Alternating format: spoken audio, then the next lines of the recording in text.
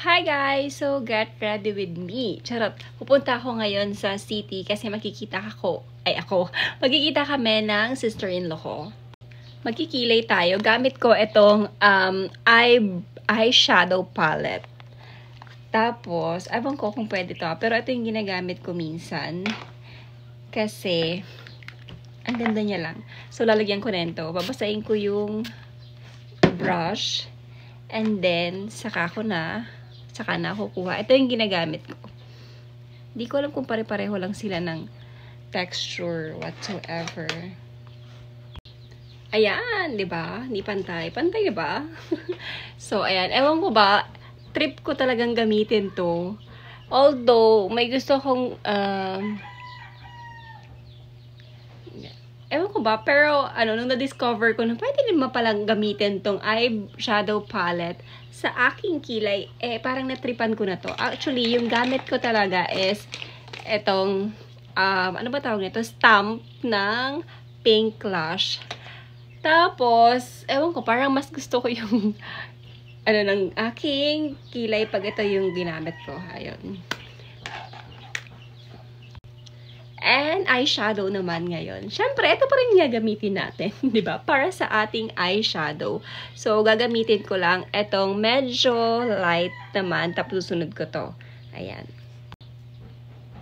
By the way, guys, nag-sunscreen na ako ha. Tapos hindi ako magli-liquid foundation ngayon. Yung Maybelline Fit Me lang yung gagamitin ko.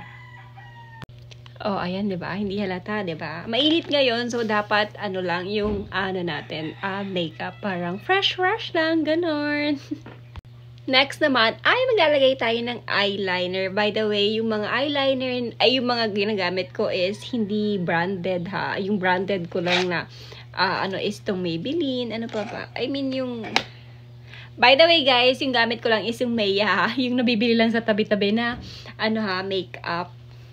So, maglalagay na tayo nito ng eyeliner. Gusto ko talaga ng may liquid eyeliner kasi parang hindi nagiging matamlay yung mata ko. Kung napanood nyo yung previous video ko is, 'di ba, sinabi ko doon na pag yung mata ko is mukhang matamlay kahit mukhang hindi masaya, kahit masaya naman ako. Sorry guys, nagkamali ako ng dampot. Ito yung aking eyeliner ha. Para maging okay yung ating eyeliner na pagkakaline is gamit tayo na ito. Nabili ko to sa Miniso. 100 pesos lang ata yun, ganun.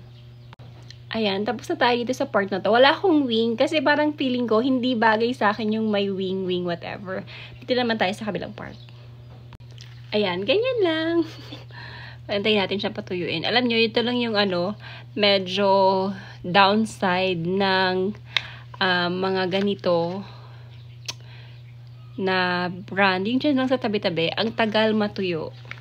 Pero okay na din siya, lalo na sa mga katulad gano'n. Wala pang walang budget para sa makeup, pero gusto mag-makeup.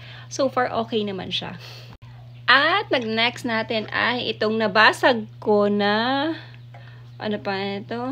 blush on. Nalaglag kasing lalagyanan. Tapos, andun to. Etong nalagyanan ko ng makeup, nalaglag to ni Hyper kanina kasi sumampa siya dito sa sa lamesa. So, ayan, ang sensitive niya. Di ba usually pag ganito is maninipis. Anyway, same brand to nung mga ginagamit ko ha. Maya to guys pala.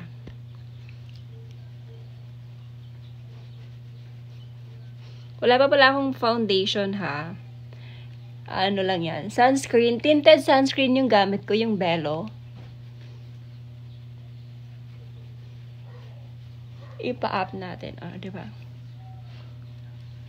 Pula, no? Mamaya, hindi yan pula. Na yan? Ano pangalan na yan to? Mawawala din yan. Kailangan natin ng mapula. Kasi, mahuhulas din yan. Maglalakad kasi ako simula dito sa bahay hanggang dun sa kanto. Yung lalakarin ko is 30 minutes. Charot lang. Naputol kasi yung kadena ng motor. So, wala akong choice kundi maglakad. Next ay magla-lipstick na tayo. Ito yung gamit ko. Lalagyan ko muna nito. This is from Pink Lash. Tapos nito, Maya din to. Maya, baka naman.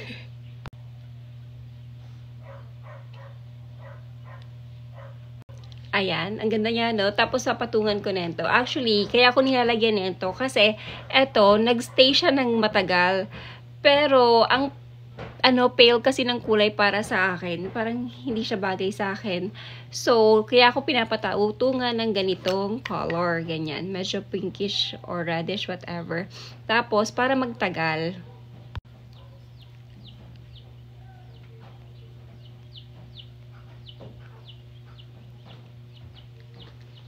Diba? Ang ganda, diba? Tapos, maglalagay na ako ng Maybelline. So, ano pa na ito? Isa lang yung brush ko. Kinain din kasi na Hyper. Yung brush ko na isa. Tapos, ito, actually, kinain din to. Tingnan mo. Nalaglag na. So, kung anong ginamit ko sa blush on ko, ito rin yung gagamitin ko dito sa aking powder. Basta ipagpag mo lang. Actually, hindi na kailangan ng powder kasi yung Bello Tinted, ang ganda niya sa mukha, ang ganda niya sa lapat ng mukha. If di mo talaga bet, mag-foundation, ganon, okay lang siya. Pwede nga siyang tinted, Bello Tinted lang, tapos, lip tint, okay na, ganun na, okay na yun, go na. Ayan, ako, umaarte lang ako, charot lang. Pero umaarte talaga ako. Usapan namin ng sister-in-law ko is 10:30 ako aalis dito ng bahay. Anong oras na? Dito pa rin ako sa bahay. So, magsusuklay naman tayo. Hindi pa rin ako nagbabasa ng hair ko. Mamayang gabi na ako babasa ng hair ko. Ayoko lumabas ng basa yung hair ko. Ayoko naman mag-blower. Ayan. By the way, hindi pa pala ito yung isusuot ko ha. Kasi, di ba, mag-commute ako. So, parang hindi ko siya bet. Para, sa pag-commute, nagta-tricycle ako. Tapos ganito. Tapos may slit kasi tumaba yung slit net. So, ito na ang aking final look. O, diba? Fresh lang. Ganun. So, bibihis na ako. Mag-change na ako ng damit. Bye!